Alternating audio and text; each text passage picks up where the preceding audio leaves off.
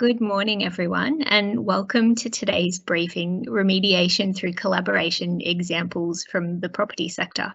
I'm Frankie Muscovich, the National Policy Manager for Sustainability and Regulatory Affairs at the Property Council of Australia, and we're delighted to be co-hosting today's event with the Cleaning Accountability Framework.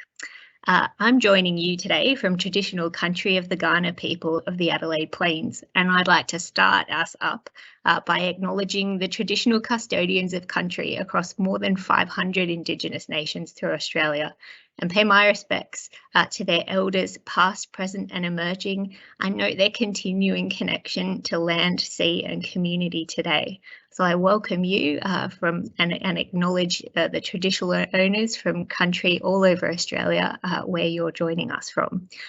Before we get into today's event, I'm just going to tackle a little bit of housekeeping. We're recording today's event. We'd like to make this resource available to both members of the Property Council and the Cleaning Accountability Framework after today. So please note that this recording will be available after today, and we really encourage you to ask fearless and frank questions of our panelists. We've assembled a host of the experts for you today. We've got about 75 members tuning into today's briefing. And unlike a Zoom meeting, this is a Teams live event, so you won't be able to speak and unmute or raise your hand. But what you can do is ask questions of our panelists. So you can submit your questions at any time through the session via the Q&A button. You should see that up on your screen in the right-hand corner. And I think that's pretty much enough introduction from me. I'm going to hand you over to our MC for today, someone who's very well known to all of you, Robin Mellon, who's the CEO of Better Sydney and who has been doing a lot of really great work with the Property Council's Modern Slavery Group, but other sectors across the economy as well. So welcome, Robin, and thanks so much for joining us today. Thank you, Frankie. Good morning, everyone. Great to be here. And again, thank you for the opportunity. We've got some great speakers lined up for this morning's discussion. And so I'd really like it if there were, I guess, no passengers today, only participants. I'd love to hear and see questions from everybody online. This is your opportunity to ask questions of some of the experts around the industry. And so please do take that opportunity while you can. I guess to frame today's conversation, over the last decade, we've seen, of course, an increasing focus on sustainability, from environmental concerns to economic topics to social sustainability issues. Now, the Property Council has integrated each of those and, of course, the intersecting spaces into its work. From the broader, social sustainability to the modern slavery working group and the supplier platform, which many of you will know already. Within social sustainability sits, I guess, the intertwined topics of human rights and modern slavery. And with the introduction of the Modern Slavery Act 2018 and the work of organisations, including the Cleaning Accountability Framework, unions and not-for-profit organisations, these topics are daily becoming not just more widespread, but sharply in focus. And as Frankie said, it would be good to have a frank and fearless conversation around these issues to try and raise our understanding, to try and share what's going on, examples of best practice, and also learn from what we're doing collectively. In turn, of course, we're seeing more questions about things like grievance mechanisms and remediation than ever before. And that brings us on to the main topic today, remediation. If we look in the UN Guiding Principles on Business and Human Rights, literally remediation is used, the term is used to refer to the process or the act of providing remedy. And it aims, the concept of remediation aims to restore either people, individuals, or groups that have been harmed by a particular business or activities to the situation they would have been in. Now, many of you will already know that remediation comes in many forms. There are many elements, many stages, and I won't get into these because this is what our expert speakers will be doing. But there are many elements from collecting information and obtaining victim consent and safeguarding victims through to the material support, the rehabilitation, the compensation or restitution, through to very simply preventing the situation from reoccurring, which is, a very important part. But these are all theoretical concepts, and in this webinar we want to turn our attention to what actually happens, what actually needs to happen, and what we can do to ensure proper remediation in different sectors. That leads me straight into introducing the first of our speakers. Professor Justine Nolan is Director of the Australian Human Rights Institute at UNSW. I'm delighted to introduce Justine, and I'm delighted to work alongside her in different capacities. Prepare yourselves for a frank and fearless opening. Justine, over to you. Thank you so much, Robin. I really appreciate the chance to chat to you all today. And my job in part is to sort of provide some of the big picture that Robin was talking about, and then the following speakers are going to go into more detail on some specifics around it. So I wanted to chat just a little bit about how we think about remedy and, what's at its core, what works and what doesn't work in relation to this. As Robin said, at its core, the concept of remedy aims to restore people who've been harmed by a business's activity to the position that they would have been had the harm not occurred. And so it's this sort of restoration impact. And an easy one to think about is if someone has paid, an excessive recruitment fee, then the repayment of that recruitment fee would be part of the remediation. But as you can imagine, that may not be it by itself. And so we'll talk a little bit about, how that looks like. The concept of remediation is incomplete unless you really think about it as what is effective remediation. The concept of effectiveness is really key here, because there's lots of remedies that we may come up with that actually may not be effective at all. And so when we think about remediation, it's really important to put that word in front of it and say, okay, well, what are we developing? What are we establishing and implementing that will be effective?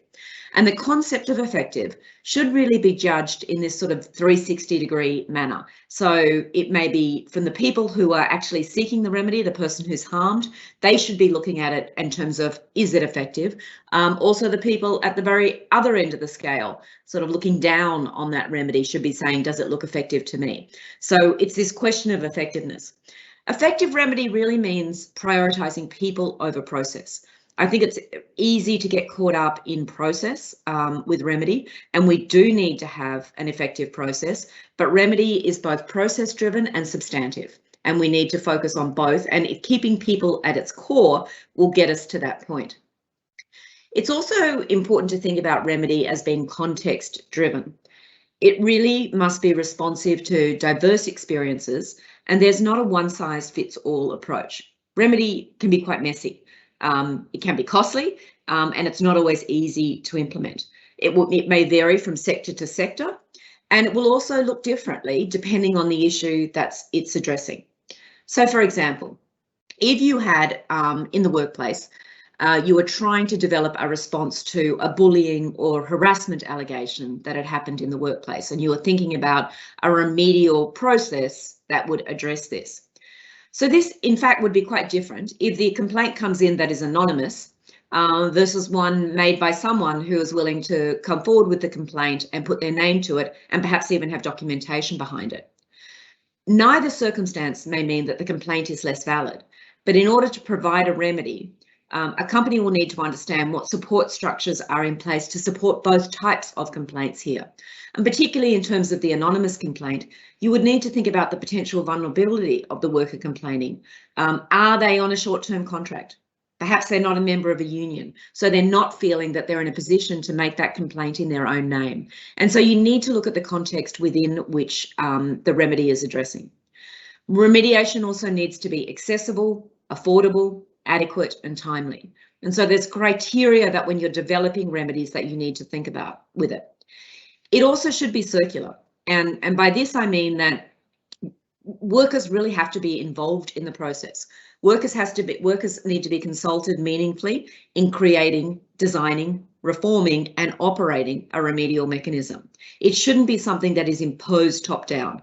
If you think of any effective workplace mechanism, generally what you try to do with a workplace mechanism is get input across the workplace. And so all of a sudden in remediation, in social settings, we've decided that it's okay to devise something from the outside and enforce a structure.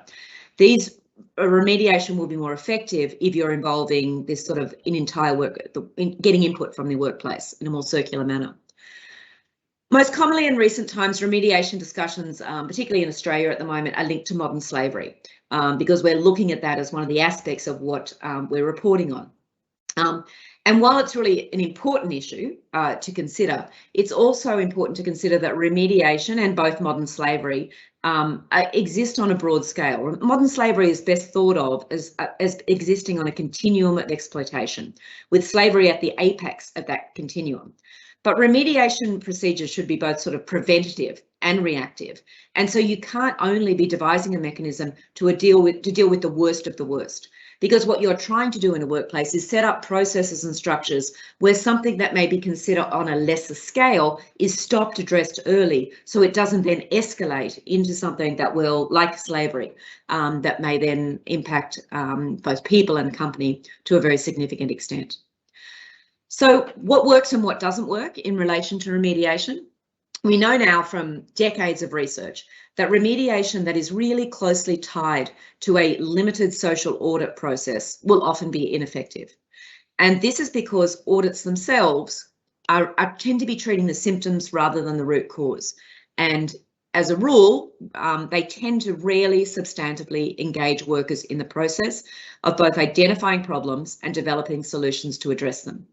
There are definitely exceptions to this rule, but what we've seen over time and time again is that too many times an audit is sort of developing and leading the remediation process, and so you are missing that engagement aspect that the worker voice is missing from those limited audits. What does work? One example to think about, other than the cleaning accountability framework, which will be discussed shortly by Miriam, is there's another program in the US called the Fair Food Program, which basically came out of advocacy by the tomato workers and growers in Florida. And it was very much what we would call worker-driven. So it's a worker-driven social responsibility mechanism. And it really prizes the participation of workers at the forefront of it. And workers are the frontline monitors of their own rights in their workplace. The program involves worker education and also a complaint mechanism. It has a toll-free complaint line that's answered by a bilingual separate organisation, the Fair Food Standards Council. And complaints are then independently investigated, and there's a binding mechanism to ensure that processes are put in place and growers and buyers are held to account with this. It's a really interesting one to have a look at, the Fair Food Program, and it would be, considered sort of one of the gold standards of how it's working, and it prizes those mechanisms I've taught about worker involvement and circular involvement. So to close, I think the takeaway from it is that remediation is messy. It should be difficult. If it's feeling easy, then you're probably not doing the right thing.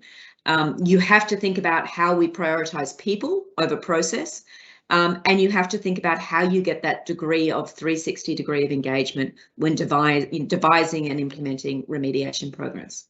So I'll leave it there, Robin, and hand it back to you. Thanks, Justine. That's great. I've noticed the first question come through. I may save that one for a little later on because I think it touches on a number of speakers and their topics. But Justine, briefly, before we move on, you mentioned the phrase limited social audit process. Can you give me just an example or two, because not everyone may be familiar with that terminology? So a more traditional social audit process often involves hiring a third party that may go into the factory for quite a short period of time. It might be one visit, or it might be 2 visits over a couple of days. They tend to be working with sort of more in collaboration with management. They often will not be engaging workers. They're not interviewing workers off-site, so workers have the ability to speak frankly. And so they're getting a snapshot in time of working conditions in that factory from a quite limited perspective. And they're not sort of looking for that longer term engagement. For example, the Fair Food Program, they use audits, but they aim to collaborate with and interview 50% of a farm. So that's sort of a really high interview rate. Gotcha. Thank you. And this may be a far too big a question to lob in quite so early in the discussion, but you mentioned keeping people at its core, talking about remediation. but also processes and structures. And I've seen a lot of organizations get completely waylaid by the processes and structures and forget to keep people at the core of what they're doing. Any advice there? Any suggestions about how to keep it about the people? As I said, the process is important, because without a process, we won't have it. But I think when you're thinking about the process, always drawing it back to what is it that we're trying to achieve with this process? Are we trying to sort of just tick the box and move on and we've dealt with that complaint? Or are we trying to look at the actual impact on the worker, how we address it, and building in a sustainable process? So rather than just sort of setting up a hotline, we're done, let's say, well, we're getting no calls, so why is that? Let's go back and have a look at how that's happening. Do workers feel that they have the trust to make that call? So thinking about all the procedures you set in place, how accessible they are, how adequate they are for the people who are trying to use them. Thank you. I like that, building in a sustainable process. I think that's a really important thing to sort of, use as a foundation stone. As I said, I will come back to that question, which I can see published there. But let's move on to Dr. Miriam Thompson. Miriam is the National Certification Manager at the Cleaning Accountability Framework, and I'm delighted to introduce her to sort of continue with the topic of remediation from the Cleaning Accountability Framework's perspective. Miriam, over to you. Thanks, Robin. Thanks, Frankie, and thanks, Justine. So it's great to be having a conversation about remediation today with everyone. Remediation is something that CAF has focused on for some time now. From our perspective, implementing effective remediation of labour rights violations should always have the dual objective of providing access to justice for workers and to embed a culture of compliance with labour standards in a supply chain. In the context of our work at CAF, we come across a wide range of labour rights violations, some severe, some less so. The most common issues are underpayment in its various forms, unsafe work practices and workloads, and cleaners being pressured not to take sick leave. But we've also come across cases of sexual harassment, immigration-related threats, and other coercive practices. Many of these breaches of cleaners' right to decent work can only ever be uncovered by directly engaging with cleaners themselves, and can only ever be sustainably remedied through a process of empowering cleaners. So on this slide, you have an outline of CAF's approach to remediation. So these key points are having appropriate identification methods that place worker voice at the forefront, keeping an eye on access to justice for workers, and improvements to systems, policies and procedures, and monitoring and accountability driven from both ends of the supply chain. So in the case of cleaning, from landlords and from cleaners themselves. Our approach to remediation starts with appropriate identification and investigation methods. We've undertaken a lot of practical research into ensuring that we have the correct methods to identify labour rights violations. And this is not an easy thing. So while grievance mechanisms and whistleblower hotlines are gaining popularity around the world, these mechanisms often lack the trust of vulnerable workers and are consequently not often used by those who likely need them most. Having an independent party or parties directly engaging with workers is key to identifying labour rights violations that may be present in supply chains. In CAF, the cornerstone of worker engagement is group meetings of cleaners with worker representatives that have the trust of the workforce, direct experience and knowledge of the industry, and who share the language and culture of the workers. Moving on to slide 2, worker engagement is Worker engagement is a critical source of data regarding non-compliance with labour standards. Within CAF assessments that we've done since we launched the building certification scheme at the beginning of 2019, 73% of key compliance issues have been identified through worker engagement, as opposed to through desktop auditing. Some of these issues are only ever identified through worker engagement, as you can see from this slide. In particular, things like bullying and harassment, discrimination, unsafe workloads and unsafe work practices, and it's just simply not identified through looking at bits of paper. It really needs to come from a conversation with workers. Once we've identified compliance issues that are building, we leverage supply chain transparency and stakeholder cooperation to investigate these findings, using stakeholders' capabilities to investigate issues rapidly and effectively. CAF has a remediation procedure. It's one of our key tools that we developed in consultation with CAF advisory group members back in 2019, comprising representatives from property owners, building managers, cleaning contractors, the union, academics, and the Fair Work Ombudsman. Our remediation procedure provides a clear roadmap for supply chain stakeholders to address labour rights violations and to obtain third-party verifications through CAF. I'll now dive a little bit deeper into some of the challenges of doing effective remediation. No one-size-fits-all model, so not all cleaning supply chains look alike. There are different approaches to procurement and contract management and different levels of HR process maturity within cleaning companies. What remediation looks like ultimately depends on whether the issue affects one worker, a section of the workforce, or all workers, and also on the willingness of workers to identify themselves. There are some challenges to remediation when dealing with a vulnerable workforce. Precarious immigration status, low expectations about job quality, and a lack of social protections contribute to cleaners being reluctant to go on the record when raising problems at work out of fear of losing their job. On slide 3, I've outlined some principles for effective remediation. Sorry, just timed out here.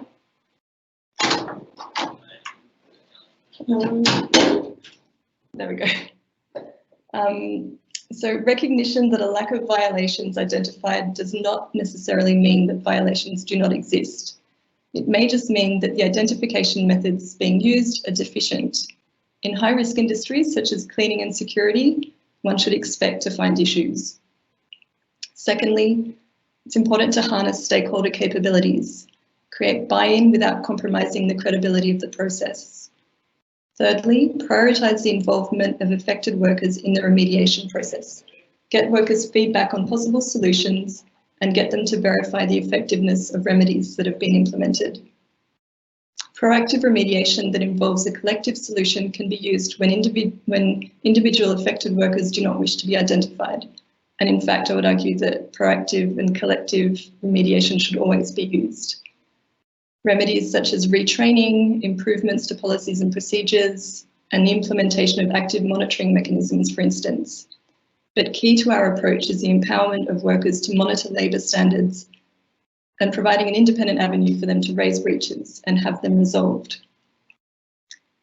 Without monitoring after the fact, issues that are resolved at a point in time are likely to come up again. Monitoring is key to ensuring that implementation of remediation is successful and sustainable, and this needs to be done with those working on the ground.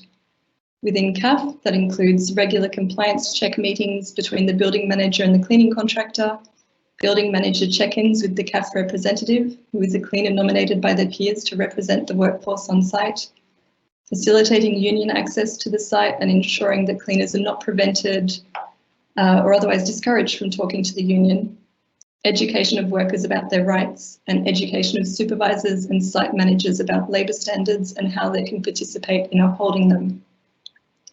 Finally, accountability. Remediation must be driven from both the top and the bottom. We take a worker-centric approach and we ensure that good practices are monitored and enforced from the point of highest leverage, which in cleaning is the landlord. Some concluding points. As Justine said, remediation of labour rights issues can be messy. You're dealing with a vulnerable workforce afraid of speaking up. You're dealing with the historical reluctance by procurers to involve themselves in the employment practices of their suppliers. You're also dealing with apprehension around uncovered non-compliance jeopardising business relationships. Finally, you're also asking time-poor stakeholders to do things they haven't had to do before and that do not sit within their area of expertise. So the challenges are numerous. Notwithstanding the complexity of doing this, it is something that is rapidly becoming integral to normal business operations in the current environment, where expectations for lead firms to respect human rights in their supply chains are increasing, and rightly so. Property owners in Australia are driving decent work in their supply chains by participating in CAF building certification. I'd also like to acknowledge that the development and implementation of effective remediation in CAF, as with everything that we do as a multi-stakeholder body, has been the result of the cooperation of cleaning contractors, procurers of cleaning services, United Workers Union, and the Fair Work Ombudsman, who have contributed their expertise and goodwill to ensure a process that places the rights of cleaners and responsible business practices at its core. Thank you. Thanks, Miriam. Firstly, I'm delighted that you're in a building that's so sustainable that it turned the lights out because you weren't active enough. You were focused on us. Secondly, a really interesting slide there about worker engagement and showing, bullying and harassment discrimination just not coming through in, paper-based or traditional audit type trails. But can you maybe tell us how worker engagement is changing, how people can improve on that? Sure. I think there's. Can you hear me? Yes. I'm getting a bit of feedback. Okay, so I think there's an increased focus on digital worker engagement, and that's something that we're beginning to look at quite seriously in CAF. So we're trialling online groups where cleaners at particular sites can raise issues amongst each other and troubleshoot things and discuss how they're going to raise them with management. We're also looking at a grievance mechanism, an online grievance mechanism. But I think key for us, where the magic happens is when you bring workers together. I think it's quite intentional that we don't just speak to workers one-on-one. There's something really important that happens when you bring a group of workers together and they can see that something that they're experiencing at work might also be happening to another person or to everyone else, and they can start to think about how they would like to address that issue. That's a really good point, and in a way it leads me into this next question, which I'll sneak in before we go across to Stephen. You put up, there were some interesting words there. People should expect to find issues, and I think again, we might come back to this in the discussion at the end. Are people going into this, worker engagement hoping that they won't, or I think are people being more realistic? So we always set the expectation with stakeholders who are embarking on the certification journey. We always make it really clear that things are likely going to come out. And that's the whole reason that CAF exists, that we're working in a problematic industry that has a long history of non-compliance with workplace laws, and you're dealing with a vulnerable workforce and all the other problems that everyone on this call will be aware of in this industry. So we're quite upfront about the fact that, if we don't find anything, like we're just not going to find something. So we make it clear that issues will come up, and that cleaners speaking up is a good sign. It means that they feel confident and comfortable speaking up. And I suppose our approach is always that we will work with you to resolve these issues. So we're not out to catch people doing the wrong thing. And I think that's one of the things that makes CAF building certification really successful, is that we really promote that transparency and that willingness to address issues head on. Thanks, Miriam. It's really good to hear. And now I'm delighted to sort of turn slightly and look at a different perspective. We've heard from Professor Justine Nolan, we've heard from Dr. Miriam Thompson. I'm delighted to introduce Stephen Peters, who is the Sustainability Manager at ISPT, who can tell you a bit more about what they do, but also provide a building owner's perspective. Stephen, over to you. That's great. Thanks, Robin. So as Robin mentioned, my role at ISPT is Sustainability Manager. And as part of that role, I have responsibility to support the development and delivery of our ESG strategy, which includes addressing modern slavery and ensuring appropriate labour practices are in place across our supply chain.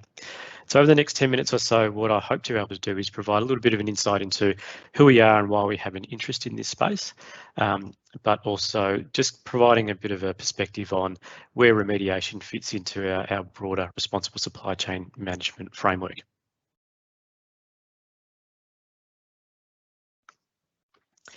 So just touching on very quickly who ISPT is. For those of you that don't know, so ISPT has been around for about 25 years or so, and we were established as a vehicle for industry super funds to invest in property. So we've grown since that time. We have a property portfolio of about $19 billion across a range of different property sectors, including commercial, retail, logistics and warehousing, and we invest on behalf of some of the largest industry super funds in Australia. So then just thinking about, you know, how we approach ESG, or environment, social and governance aspects. Last year, we completed a refresh of our ESG strategy, and as part of that process, we consulted with our broad range of stakeholders. And one of the things that came out of that, as you can see on the right-hand side of the screen here, our ESG wheel represents the issues that were of material importance to our stakeholders. And as part of that process, we also then looked at a range of different flag on the hill targets that we hope to achieve by 2025. So I don't intend to dwell on this for too long, other than just to highlight here that within that ESG framework, supply chain is very much one of the issues that were identified and is a focus of our attention. And equally, as just highlighted through Miriam's presentation, for us, CAF is something that is very important as part of this process, and we have committed to roll out CAF certification across our portfolio where we manage the cleaning services. And then just thinking about, well, why is this important for us, and why does ISPT have an interest in the cleaning industry? So I think at a very basic level, ISPT has always maintained a position that just looking at appropriate labour standards and decent working conditions is just the right thing to do. So beyond that, we do recognise that the cleaning sector in particular has had a long history of been exposed to exploitation, and there have been instances of poor working conditions, etc. These are things that we understand and we know and have been mentioned by the other speakers today. And I think it's probably also worth just noting here as well that perhaps this is unique to ISPT, but the investors that we have, in many instances, the workers that we engage in our buildings to deliver services are also the members of these superannuation funds. And so it becomes, critically important for us to ensure that those that we respect the labour standards and the work practice of those workers in our buildings. And then there's thinking about CAF. So CAF was obviously established to address this issue of exploitation in the cleaning industry. ISPT has been a member of CAF since its early establishment. We've incorporated CAF clauses and requirements as part of our tenders and our cleaning contracts. We were amongst one of the first buildings in Australia to pilot the CAF certification across our portfolio. And as I mentioned, we have a commitment to ensure that we roll out CAF certification across the portfolio. So then just thinking about, so where does remediation fit in within our responsible supply chain framework? And just to highlight, I guess, that we do have a number of systems and policies and procedures that govern, how we want to address ESG requirements across the way that we do business, and that includes, a whole range of policies. We have guidelines that are both internally facing as well as externally facing to set those expectations about what we require from our supply chain, and we do have things like grievance frameworks. So that supports how do we identify and assess and then enable reporting of particular incidents. So then on the ground, that then translates to some of the things that I've already mentioned. So how do we ensure that those expectations that are built into our tender process and that are locked into our contracts? We have regular contract management meetings and engagement with our contractors to check in and see how the performance of those things are going. But importantly, I think as part of this process, we then also undertake certification through the CAF framework. And I think the distinction there is that as Miriam highlighted, and I think Justine also highlighted, that a really critical part of that certification process is the worker engagement meetings and that constant sort of engagement and interaction with the workers to understand, what are the conditions on site, what do they see? And it's not just a point in time audit that is almost sort of looking back. We have, these great governance systems in place, but the reality is, the unfortunate reality is, I guess, that we will find instances of whether it's poor working conditions or underpayment or things of that nature that need to then be addressed.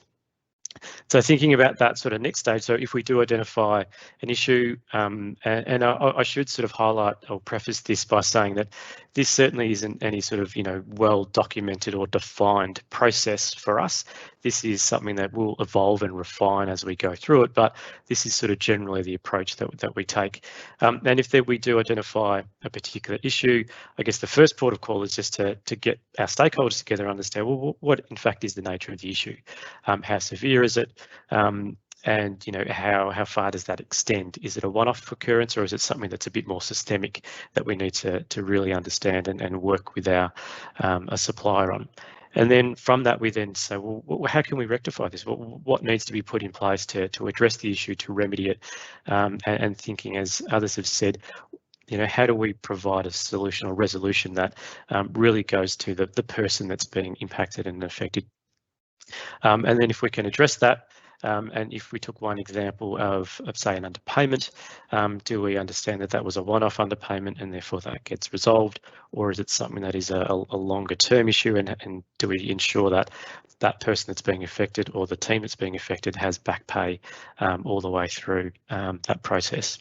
And then working again with the contractor in this instance to say, well, what systems and processes are in place to ensure that that doesn't happen again, or what needs to be put in place to ensure that that doesn't happen again. And I think, once we've sort of addressed that particular issue, it doesn't necessarily end there. I think, it really requires that ongoing engagement, that constant sort of check-in with the workers. And again, not to sort of harp in on this, but the CAF framework really does do that very well. It is very much about the worker engagement and the worker voice, and continuing to have that dialogue both with the cleaning contractors, our property management companies who manage the operations of our buildings on our behalf on the ground, and the workers, to make sure that we are looking at what instances are there incidents, are there things that we need to be aware of and take forward. And then really I thought I'd just close on a few observations, and many of these things have been things that have been touched on already. I think it's probably obvious that there is no single solution. There's not one sort of set framework or approach for dealing with remediation. It does really rely on what particular instance or incidences come up and how do we do it, and the different stakeholders and personalities and things that are involved in that. And that then follows to, well, we can't manage that in isolation. As a landlord alone, we can't just sort of understand and deal with these issues. It really does require engagement across the broad stakeholder base. As I mentioned, from the contractors themselves, to our property management companies, to the workers, and ourselves as landlord, to help sort of support and drive those outcomes. And I think it's really important, particularly from a landlord perspective, and the ones that own the contract ultimately, to approach this in a spirit of openness and transparency. It's not necessarily coming at it from a perspective of, there is a breach and therefore there will be a penalty that's associated with this sort of type of issue. It's saying, well, what is the issue? How did it come about? What can we do to resolve that further? But then how do we actually remedy the situation for the person that's impacted?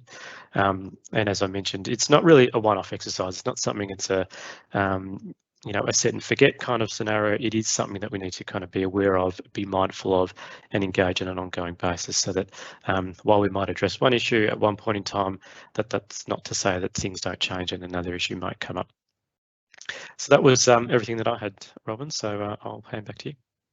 Thank you, Stephen. A couple of brief questions, if I may. You mentioned early on the flag on the hill targets to 2025, and it was great to see, having 100% CAF certification on the whole portfolio of properties. Can I ask, where did that come from? Did that come from, leadership team discussions? Did that come from your procurement and supply chain people? Where was the genesis of that? I think in part it was, our leadership team. So one fund manager in particular is very passionate about this, really wants to be able to showcase that, you know, ESG and ISBT as a leadership role to play in ESG, as I mentioned before, particularly thinking about who our investors are and the members of those superannuation funds, that, you know, labour practices and taking a strong position on that is critically important, and that CAF is a framework that we can use as a point of assurance to ensure that the procurement that we have in place and that we manage is actually being delivered on the ground to ensure that we respect the labour rights of our workers. And I should know the answer to this one because I have read your modern slavery statement for last year, but you've mentioned a couple of times engaging with workers. Do you have, I mean, do you, across a huge portfolio, do you have, you know, multiple cleaning subcontractors? Do you engage directly? Do you have a long chat? What are your relationships like with those cleaners? Yeah, we do. We have a large portfolio of different contractors that work across the portfolio. So we have upwards of, I think it's about a dozen different cleaning contracts across our national portfolio. So what we try to do, and the way that we've tried to approach it, and I think if I just take cleaning as the sort of the primary example, through CAF and selecting the buildings that we run through the CAF framework, we try to pick a cross-section of property types. So across commercial and retail, we try to pick different jurisdictions and different property management companies. So we'll try to roll through by property type, by property management company, and by cleaner. So we've got a reasonable representation across our portfolio. So while one contractor might manage, you know, multiple properties across different jurisdictions, if we've at least targeted one cleaner in one jurisdiction, then we're sort of getting a sense of the frameworks and the systems and the processes that they have in place, which, you know, we would hope is then representative of actions and things that they're doing elsewhere. But, you know, again, that's not to say that, you know, because they're doing it well in one spot, it doesn't mean it's not happening elsewhere, which is why I guess we've looked at that, you know, really broad scale certification across the portfolio. And a question that's come in online, what has been the response of suppliers to the integration of those CAF standards into tender processes and ongoing monitoring? How have suppliers reacted? Well, I think in one instance, I think they welcome the fact that CAF is integrated as part of our tender process. One, because that expectation is set very clearly up front, but also part of that process requires setting a pricing schedule, and that pricing schedule maintains transparency around how the costs are being then distributed across that particular contract and then into the workers. And so by benchmarking that pricing, we know how much, you know, is it actually a sustainable contract? Are people being underpaid? And therefore we can have that conversation either to, you know, perhaps not shortlist a particular contractor or require further information to understand, you know, how that translates. So I think what that, you know, potentially provides is a level playing field for all contractors to be not necessarily trying to undercut each other to win the contract, but being very clear about, you know, we're prepared to pay, you know, what is a statutory right and obligation for workers to achieve the right level of pay, and therefore, you know, we're paying that appropriately and not just trying to undercut those costs. So I guess that's the upfront component of it. The other side of that is then, you know, and I guess it goes to my point of trying to approach this in a spirit of openness and transparency. It's not trying to use CAF or these frameworks to, you know, pick holes in the processes and the contracts and the approaches, but to say, look, we recognise that, you know, things might not be happening as well as we should. So how do we work together to try and resolve it? And I think through my experience, that collaborative approach has been successful. That's a really important point. That to ask the question, is this a sustainable contract? Is a really important element there. Thanks, Stephen. Now we're going to move on, and again, I'm delighted that we've got another perspective to add to this discussion this morning. I'm delighted to introduce Rebecca Stark. Rebecca is Coordinator of Property Services at the United Workers Union. Rebecca, the floor is yours.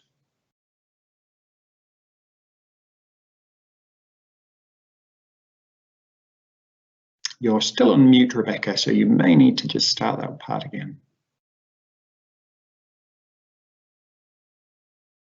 introduction, but seem to be having technical issues. I'll have one more go at it and then I'll kick off. We can hear you now. You can hear me? We can hear you now. Can you see the presentation at all? We can see it on screen. If you can maximize the screen view or the slide view there. Just bottom right of the screen. Is that working? Not yet. We can still see the slide. It's just not maximized. So carry on for the time being. Okay. So firstly, I wanted to start by acknowledging the other speakers on the panel and thank you for your contribution on what is a really important issue. The work that you're doing to reform the cleaning industry and to stamp out exploitative labour practices and provide decent work is truly groundbreaking and important. My job here today is not only to describe what effective remediation and collaboration with workers and with unions looks like and to talk to you about what you can do. It's also to talk to you about what not to do. So what happens when we don't have effective collaboration, when workers and their union are pitted against employers and big business, and when there's no avenue for workers to be able to raise compliance issues safely and ensure that they're addressed. But before I do that, I wanted to set the scene for you by telling you a bit about some of our members who make up a big part of my union, the United Workers Union, and they're our cleaners. This is a group of New South Wales cleaning members. Around the time some cuts were made to a big contract. For years now, I've worked with our cleaning members at United Workers Union to ensure that the important work they do in keeping our workplaces and public spaces clean is recognised and valued, that they have a voice at work and that they have the right to fair treatment, fair pay and decent work. And I've witnessed firsthand how cruelly cleaners can be treated at work. Many come from migrant backgrounds and are particularly vulnerable to mistreatment and exploitation. They often experience underpayment and withholding of wages and super, are bullied and intimidated and are pressured to work unpaid overtime. Many cleaners work under precarious visa conditions and so they're threatened with being reported to immigration or with deportation if they complain about any issues or mistreatment. Due to cost cutting and cuts in hours, workloads in the industry are dangerously high. They're so unsafe, in fact, that the cleaning industry has the highest rate of injuries out of all industries in Australia, even the construction industry. And it's reached the point where minimum wages and conditions for cleaners, which are contained in the Cleaning Services Award, they're not the industry floor, but rather the ceiling.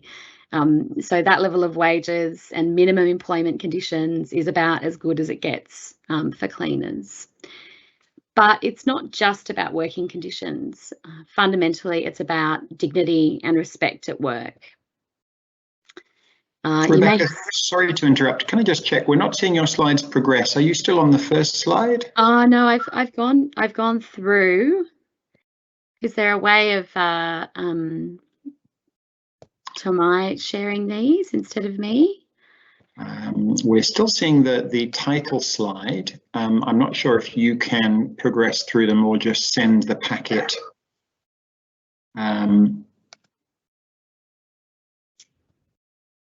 Is that working now? No, still seeing the same screen. Can you by any chance send the file briefly through to Tomai? Is that if we just have a brief hiatus, not to put any pressure on you, but just so that we can see the images alongside. If you're happy to share that file with Tomai. Happy to do that. I'm sorry about that. I thought I had it all set to go. That's quite all right. I think there have been enough technical issues over the last 18 months that everybody has come to expect them at least once in any good webinar. So no, that's absolutely fine. All right. And It's good to see there are questions coming through. Thank you for those. They're coming through in the live event Q&A. I can see 2 new questions, so we'll be turning to those in a little while. And the initial question which came through first, which of course we'll come back to once all the speakers have completed. Okay, well, I've sent that off now, so fingers crossed. I won't try to play with the technology anymore.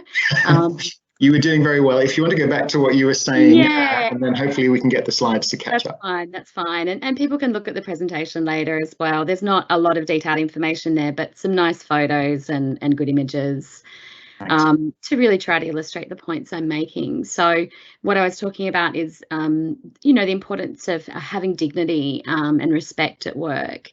And a couple of weeks ago, there was a social media post that was sort of trending, and it was a letter written by a cleaner in the UK to her work colleagues about her decision to resign from the cleaning job she'd had for 35 years.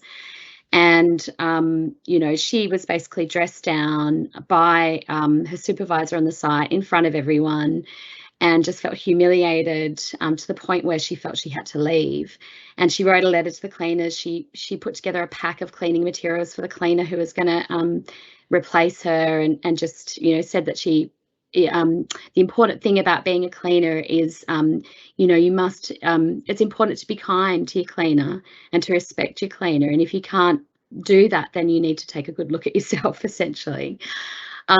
So, you know, I work with cleaners who are treated this way every day and worse. But when cleaners are given the opportunity to stand together and to join with their union and to join together with their fellow workers, that is when they are able to say, okay, well, enough is enough. We want to be respected. So when they stand up and demand to be respected, and importantly for powerful clients at the top of the supply chain to take some responsibility for their working conditions, that's when you start to see a big shift in industry practices. So if you just want to move to the next slide, it shows the letter from the cleaner. It was actually her son who posted the letter. And there was a lot of support, a lot of outpouring of support for her and the way that she'd been treated. So moving along, our union has been working in the CAF space with other stakeholders, including property owners and investors, facilities managers, contractors, and the Fair Work Ombudsman, the regulator, for some years now, to try and lift the floor in the cleaning industry so that cleaners are paid legal minimum rates and receive what they're entitled to under the award. And through our work with CAF, cleaners are provided with opportunities to come forward and raise issues. So it's very much about putting the worker at the centre, the cleaner at the centre, and finding out about what is going on in the workplace. And our role as the union is to support and empower cleaners to be in a position to be able to do this. And we also work with cleaning contractors and owners to investigate any issues that are raised, and on remediation as well. Why are we well placed to do this? Well, every day our union goes out to workplaces and talks to cleaners, and every day we give them advice on issues they raise and help them to recover stolen wages, access paid leave that they are having trouble accessing, or deal with bullying or mistreatment at work. Many of our union officials are former cleaners themselves, so they understand the issues cleaners face. They often speak the same language as the cleaners they're out there talking to and supporting. So we're in a very unique and privileged position to be able to provide that safe space for cleaners to come together and raise issues, and to then represent cleaners in disputes with their employer and come to an agreement on the solution. However, not all contractors are happy to have us on site. Although we have the right under workplace laws to enter workplaces and talk to cleaners, we're often denied genuine access to cleaners and opportunities, real opportunities to engage with them. You know, so we're asked to wait in rooms well away from the cleaners. Cleaners are told not to come and meet us. If cleaners do come forward, we often will have supervisors or managers hovering nearby, making it really hard for cleaners to have a private conversation or raise issues. And of course, cleaners are also threatened with the sack. They're moved off site. They're not given shifts, or they're bullied, intimidated, or harassed for simply talking to the union. So CAF provides us with the mechanism to enter workplaces safely with the support of the building owner and the manager, and that's really important.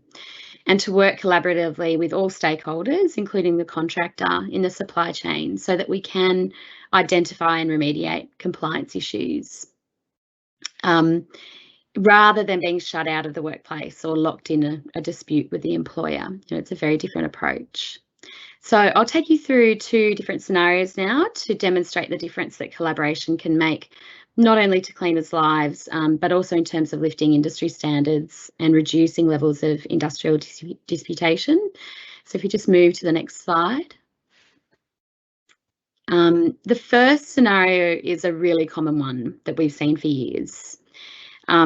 So it goes like this: cleaners' hours are cut as a result of a contract change, and subsequently workloads increase to dangerously high levels. The cleaners on the site will struggle to get through the work, and morale levels drop. Some cleaners will find another job elsewhere, so turnover at the site will go up. Other cleaners have no choice but to stay on, and will end up getting injured. Plus, it gets harder and harder for the cleaners on site to do the job. The contractor usually responds by disciplining cleaners and issuing warning letters because they're not getting the job done. And it's usually at this point that we're brought in to support our members. So we'll go to the contractor, we'll demonstrate that the reason for poor work performance is that workloads on the site are too high, and that cleaners can't do their job in the time allotted. We'll point to the high injury rates and the high turnover as evidence. But then the contractor's response to us is to say, well, there's not enough money in this contract. We simply can't provide more hours. We'll just have to get another cleaner who can actually work at that rate, basically. So we go to the client, and that's if they respond to our calls and emails and they tell us, no, this isn't our responsibility. It's up to the contractor to resolve it. And this culture of looking the other way and denying responsibility or blaming the cleaner leads to situations where cleaners are forced to choose between quitting their jobs or working so hard that they risk injury. And as I said before, cleaning can be more dangerous than construction work, which is sort of mind-boggling. And not only that, it can expose contractors and their clients to drawn-out industrial disputes, court battles, media exposure, reputational damage and financial penalties. So moving to the next slide, the second scenario, and this is the hope piece that I wanted to take you through, is where we've worked collaboratively with stakeholders. Recently, we found out through a workplace survey and visits to a particular site that workloads had increased at that site, and some cleaners were under pressure from their supervisor to complete the work in unpaid overtime. Now, we had a look at the pricing schedule, which showed that some shifts were not meeting the prescribed safe productivity rates, so we knew there was a problem. And then we worked with the owner and the contractor to investigate the issue and consulted with cleaners about how to resolve it. As a result, it was the cleaners who actually made suggestions about how the work could be restructured in such a way that workloads would be fair and safe and evenly shared. So in that instance, cleaners were able to come together around a solution that worked for everyone without increasing the cost of the contract, and the building was able to meet safe workload standards. Just in summing up, it's really through this collaborative approach to remediation and compliance that cleaners are provided with that opportunity, those opportunities, not just at a point in time, but ongoing, to voice their concerns. They're listened to, they're respected, they matter. They're allowed to join their union, and they're allowed to be supported by their union. Issues are not swept under the carpet. There's no culture of secrecy. Instead, there's a culture of compliance where all stakeholders are transparent and work together to investigate, remediate, and cleaners have a voice throughout that process. We've seen that when we work together, standards do improve. And most importantly, cleaners are recognised, respected, and heard. Thanks, Rebecca. It's actually really good to hear, I guess, the two stories, the two ways in which things can play out. And whilst the second might seem common sense to many of us, what you were saying, building in a sustainable process, to repeat Justine's words from the beginning, involving cleaners and providing solutions, it seems common sense. What can help tip employers, businesses over from that first scenario to the second? What can help move them across into that more collaborative mindset? Yeah, it's a really good question. Just a couple of things. The first is, and this is what we've done through CAF, where you have a client who is engaged and involved and sees that they are part of the solution and are willing to sort of step up and take responsibility and say that, well, all stakeholders are responsible for what has happened in the cleaning industry and the race to the bottom. I think that's where you get cleaning companies saying, okay, well, it's not just about us, it's not just about the contract, it's about setting the standards at the very beginning. And importantly, ensuring that the price is sufficient to be able to meet those standards. Because if you're in a situation where contractors can't even meet minimum legal standards, in other words, they're having to pay illegal undercut wages basically, or bring in sham contracting as a way to make that contract work, then it really needs to be addressed from the top down. So I think acknowledging that everyone has a role to play, that there are those systemic issues in the industry that we need to work together to address, but then also just through sheer exposure to the union, I think often we're seen as a bit of a dirty word, or we're going to come on site and cause trouble, or, it's something that, we often hear, we don't want the union in our business. When you have the property owner saying, well, actually, this is the way to have transparency and to ensure that the standards we want are actually being met and delivered, then that makes a really big difference.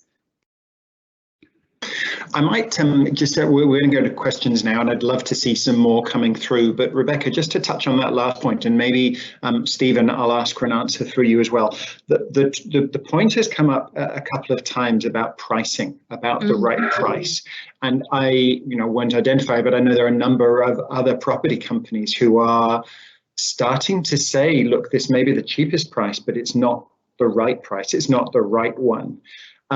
Any advice or anything you'd like to share around that issue of, a sustainable contract, in Stephen's words, but also, the right price to allow the job to be done better or properly? Yeah, absolutely. So one of the cornerstones of CAF certification is that, and one of the bits that is actually checked by the independent auditor, is that the pricing schedule contains sufficient hours and is priced at the right rates to enable the contractor to be able to pay the legal minimums. It's as simple as that. If you start the contract with those standards in place and with that guarantee that you're hitting those benchmarks for work rates and for pricing, then you know that that's going to flow through to cleaners through the life of the contract. Of course, you have to ensure that contractors are then paying cleaners and that those standards are being implemented on the ground, but you're getting things right from step one, which is setting standards from the top down. Thanks, Rebecca. Stephen, do you want to just touch on that briefly? How cheaper is not necessarily better. How do you know that you're getting a sustainable contract up and running? I think Beck's probably articulated it pretty well in terms of, having that pricing schedule, and particularly, using CAF as that mechanism to outline what are our expectations. But fundamentally, what CAF is, or the pricing schedule is doing, is really just making sure that, the award wages and the statutory entitlements are being included as part of the contract, so that it's a very, it appears, on face value to be a fairly basic and obvious kind of requirement, but it's often the case where that's not actually flowing through, that, the pressure that perhaps some building owners put on procurement, and then that flows through, is to get, reduce costs and reduce operating expenses, which then squeezes the contractors to get the, a cheaper and cheaper price to win the work. What we're trying to do is just reflect that we're more than willing to pay exactly what the appropriate contract value is, and engaging with contractors that are willing to treat their workers in the same way that we would expect them to be treated. So I guess that's kind of the approach that we take in setting that expectation up front, and using the pricing schedule as a means by which we can then have the transparency to understand that it is benchmarked appropriately. Thanks, Stephen.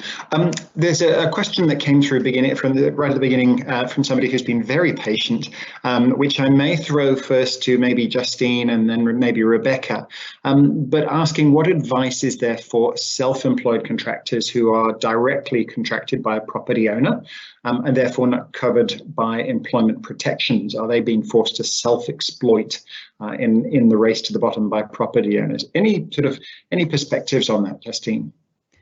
I mean, Rebecca will have a view on this, but I think it comes back to Stephen's point around pricing, that once you're setting up a market which is underpricing and undervaluing the workers, then there is a situation where exploitation just gets amplified. So it is difficult, obviously, if you're feeling like you're the first one to try and break this mold. But it's what CAF is trying to do is also change the mindset of those at the top, looking for tenders, etc., that there is a more reasonable expectation and a better understanding of what cleaning actually costs.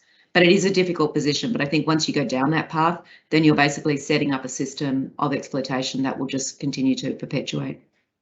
That's a really good way of putting it, Justine. An understanding of what cleaning actually costs, I think, is often lacking. Rebecca, any comments on that about self-employed contractors, people directly contracted by a property owner? Yeah, I mean, it's a tricky one because you have genuine subcontractors and then you have sham contracting arrangements. With genuine contractors, they are bidding for work.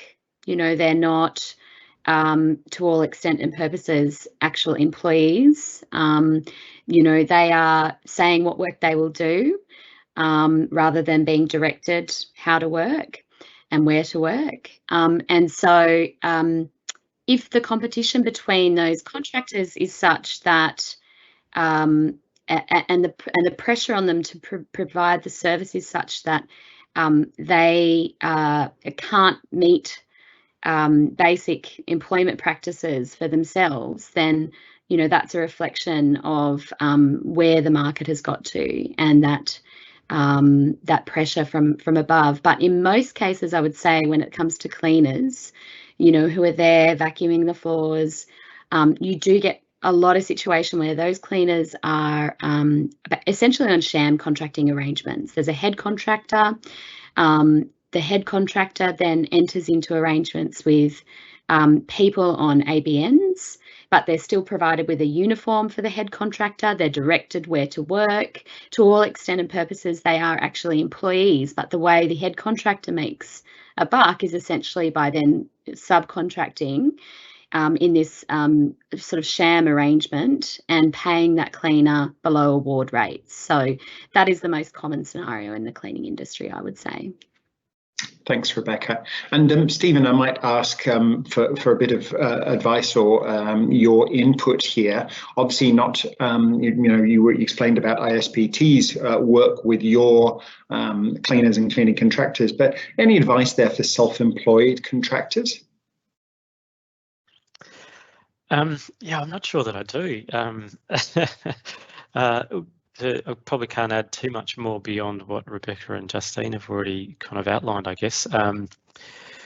Yeah, look, I think for us, in any of the suppliers that we deal with, it is really about just trying to, understand and ensure that the conditions that are in place and the entitlements that are due are being met. Whether it's a self-employed contractor or part of a larger employer, I think really the same conditions should be in place, regardless of that. Thanks, Stephen. And there's a question come through, Miriam. I might throw this actually a little bit broader, but essentially about how the cleaning accountability framework is engaging more and more. I know you've started, excuse me, you've started with some key sort of founding partners like ISPT, but how are you expanding? How are you working with the market to broaden the offering and engage with more, with cleaners, with portfolio owners, with everyone? Sure, thanks, Robin. Look, we're a whole of supply chain initiative, but we drive action from the top of the supply chain. So our clients are effectively building owners, but that doesn't mean that we only engage with building owners. So we engage with investors. Australian Super is one of our founding partners, and we have ongoing conversations with other institutional investors who have a key interest in making sure that that they have responsible investments in property. We work with cleaning contractors on a daily basis who are involved in CAF building certification. We've also had cleaning contractors directly input into all of the CAF tools. So we really are a sort of whole of supply chain scheme. Now, at the moment, we're branching out to higher education providers. So talking to universities and TAFEs about how they can implement a CAF certification model on their campuses, and moving out into security services soon. So we fundamentally believe that every section of the supply chain should be involved in this. Does that mean you're going to need to change your acronym, or do we just not get into that at all? Yeah, the name of CAF is contentious. I won't bring that up. There's a question, Justine, that I think may be best answered by you. A question from Pawan Vashisht from Willis Compliance, asking if you could maybe discuss a little bit more the sort of effective third-party remediation framework, the process, that the flow around that, if possible. Yeah, I think Stephen might have also touched on this in his presentation.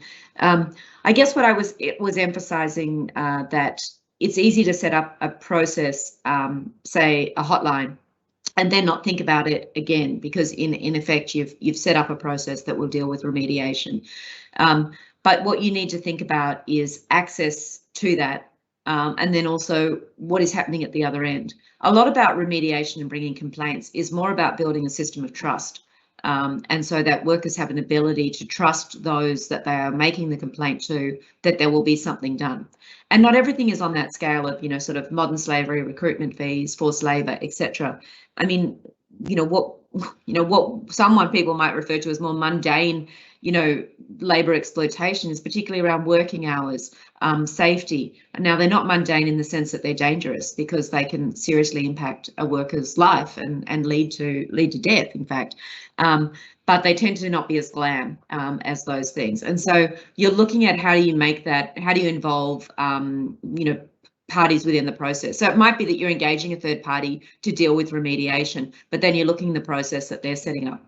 What I find sometimes is I think that workplaces go to an extreme and overcomplicate the process to do anything they can not to engage the workers or not to engage the union. So if the union is in a workplace where they have consensus that they're acting as the voice of the workers, why do you spend so much time building an elaborate process that goes around that? So there might be a process that you supplement that, but we seem to me sometimes that businesses are going out of their way to overcomplicate it. What we're asking is engage the workers. So how do you do that? You speak to them. Thanks. I think that may lead into the next question. Stephen, I'll ask you this directly, simply because I know the answer from ISPT and from Liz Delamette's work. But the question has come in: is there a whistleblower system for cleaners to safely call out property owners or managers who are pushing the market below safe and fair practices, bringing the ethical front page test to life? Stephen, I know ISPT has a whistleblower grievance mechanism. Can you tell us a little bit about that? And then I might go to Rebecca. Yeah, sure. Actually, did have a slide in my presentation that I wasn't sure whether to put up or not, but yeah, we do have a grievance mechanism that outlines the various policies and procedures that we have in place around identifying particular issues or incidents and how that's then reported through. So one of those relates to a whistleblower policy, and we do have a whistleblower hotline, which is an anonymous hotline that anyone can call, whether that's a member of the public that walks into one of our buildings or centres, as well as people that are working on the ground in our buildings as well. So that process goes through that whistleblower hotline to identify and raise any particular issues, which then the business will then go back and look to address. So again, I think, as I sort of alluded to earlier, part of this is really still evolving, and we're still trying to work out and refine, once we identify these issues, how do we respond to it? If there was something, for example, that was a criminal offence, for example, that's clearly something that sort of sits outside of this and not something that ISPT would look to try and resolve, but that gets informed through the appropriate channels. But where there are things that relate to our contracts and things that are within our influence and control, it would definitely then create that dialogue with the people that are affected by it, and how do we try to resolve it. Thanks, Stephen. Rebecca, are you seeing more organisations using either their own whistleblower hotline or grievance mechanism, or sector-wide collaborative ones? Look, I'm aware of their existence in some places. I think it's very difficult to build that relationship of trust, through a whistleblower hotline or an app. It's a good tool to have in your arsenal, but it shouldn't be the only thing that you're doing to provide workers with a voice. Often they're run by, the head contractor or the client. And so there's always going to be that power dynamic there where, workers just do not feel comfortable raising issues, even if it's done anonymously.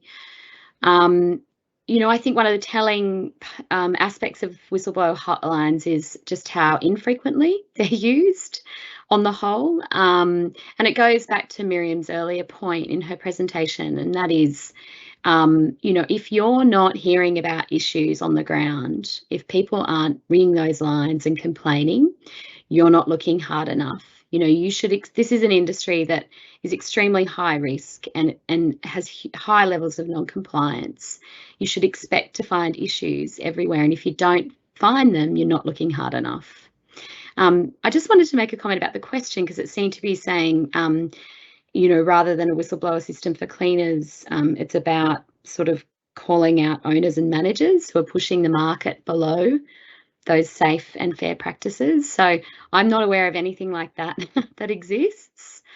I do think it's about, trying to bring that stuff to light, and by getting involved in CAF, you are in a space where you can have that conversation, where there is transparent practices, where CAF will have a look at pricing schedules, and their work rates and pricing is benchmarked, so you can get a pretty clear indication straight up that this contract is not going to be able to deliver minimum wages and conditions to cleaners working under it.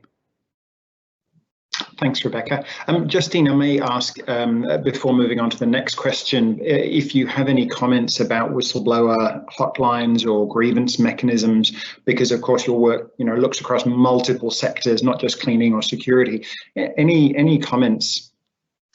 I think, I guess the easiest one is that remediation is often not one thing. And that, a whistleblower policy and a whistleblower hotline is a good thing, but depending on where you are, that may not be sufficient. And so, again, it comes back to this question of having to look at the context, have a look at where you're operating, the level of English literacy, the level of comfort with making that call. And so, yep, I think that's one aspect of it, but remediation is rarely that easy. And so sometimes you'll have to have additional supplements to it. You're not by any chance saying that a whistleblower process designed by middle-aged white men in a boardroom might not be accessible by the broader supply chain, are you? We can get a lot of life lessons from that. summary. Let's put that one down. But Justine, following on from that, there's a great question in the chat. How can Australia learn from New Zealand's restorative justice criminal remediation practices? Any comments on that? No, because I'm not familiar enough with that to comment on that. So if someone else is happy to take that one, or but I'm happy to look into that. Any of the other panelists? It's a great question, but we may not have the trans-Tasman experience to be able to answer that in full. Not at the moment. Okay, let's have a look. One of the things that I wanted to ask about, really, and I guess, Rebecca, this is probably quite a high-level question, but how do we encourage more workers to speak up? You mentioned that the approach of, if you're not hearing from people, then you're not looking hard enough. But how do you not just make it easy, but how do you make it natural for people to speak up? And how do unions help workers to speak up in particular? Yeah, it takes time to build those relationships and to build that level of trust. I think you've got to understand the level of fear that cleaners have in the industry. There are many sites where there's no union members. The union has historically been prevented from accessing cleaners on site. There'd be a level of hostility from management on site, and cleaners get the message that it's not okay to talk to the union. And even if they do speak to the union, or if the employer finds out they've joined the union, they're then fired or threatened with deportation. Or so you get into this situation where we're essentially locked out of workplaces where we're probably needed the most. But then once we do get in there, the whole idea is to have conversations in a safe space, with just the union present and with CAF present, where we reflect on some responses to a survey. So we start the conversation about issues and we encourage cleaners to share their own experiences. And that forum has worked really well. And we don't just do it once. We say, okay, we'll be back to talk to you if you've raised particular issues. We're going to talk to you about what we can do about them. And hey, we'll all be coming together every year as part of this process under CAF. So they can see that we're not just dipping in and dipping out and won't come back again. And I think the other thing is often, the union officials or the organisers who are out there on site having the conversations, they were former cleaners themselves. They speak the same language, they'll have conversations in the same language as that cleaner. So they feel much more comfortable speaking and much more confident about not just raising an issue, but then understanding what the employment conditions are and understanding the processes and the avenues for them to be able to resolve the issues that they have. I guess one question from me, Justine, this may be best directed to you. We looked at sort of you mentioned at the beginning, the circular nature or need around remediation. Why should, leading firms be open to talking about the human rights abuses that have been found in their supply chains? That there's, I think, historically been a clamp down, don't talk about it, don't let it out there. Why should leading firms be sort of more open to discussing human rights abuses that have been found? Because I think it's gone from a fringe issue to a mainstream issue. And now it's accepted that it happens, and it's sort of the flip side is before, people sort of weren't pretending that it wasn't there. Now we know it's there. So if you're not actually being transparent about it, then that then may affect your reputation. Also now there's legal requirements around transparency. So, the Modern Slavery Act, for example, requires you to identify and talk about how you're addressing modern slavery aspects, including due diligence and remediation. So around human rights have gone from sort of a, 20 years ago, oh, maybe we should talk about it, but it's not really business's issue. It's business as usual. It's part of your approach. And now as a business, how you respond is really, at the core of your business operations, just as environmental issues have been for the last 2 decades. Gotcha, thank you. I might end on one sort of a really quick lightning question around each of the speakers. Miriam, I'll start with you and then go to maybe Rebecca, Stephen and Justine to finish. But one thought, one closing thought on what attendees, what the audience can do around remediation. Thanks, Robin. So my call to action, I suppose, would be directed mainly to procurers of cleaning services, and it's really to build the capacity of stakeholders on the ground to monitor labour standards. So by stakeholders on the ground, I mean cleaners, of course, but also facilities management staff and supervisors and managers employed by a cleaning company. And I think there really needs to be a focus on rewarding transparency and willingness to remediate labour rights issues rather than the absence of compliance issues being identified. Thanks, Miriam. That point about rewarding transparency is really important. Rebecca, one thought from you on what the audience can do around remediation. Yeah, and I'm going to hammer home a point, and that is when we're doing this work, when owners are doing this work, you should expect to find issues. Expect to find them. Don't be scared of finding them. And if you're not finding any issues, then basically the processes aren't right. You're not looking hard enough.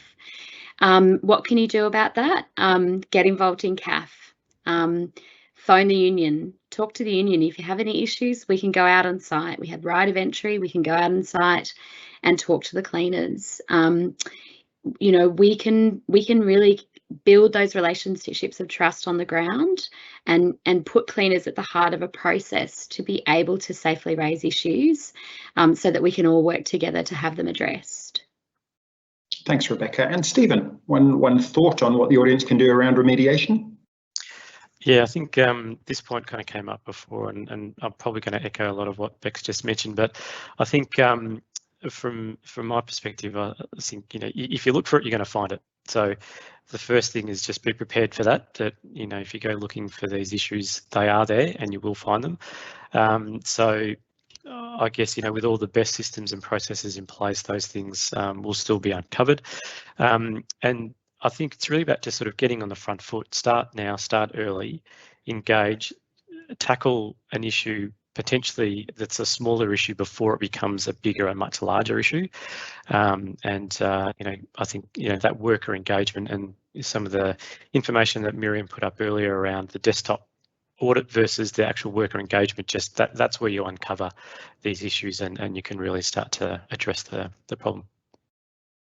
Thanks, Stephen. And Justine, it's a miracle we've got through an entire webinar without anyone using the word journey.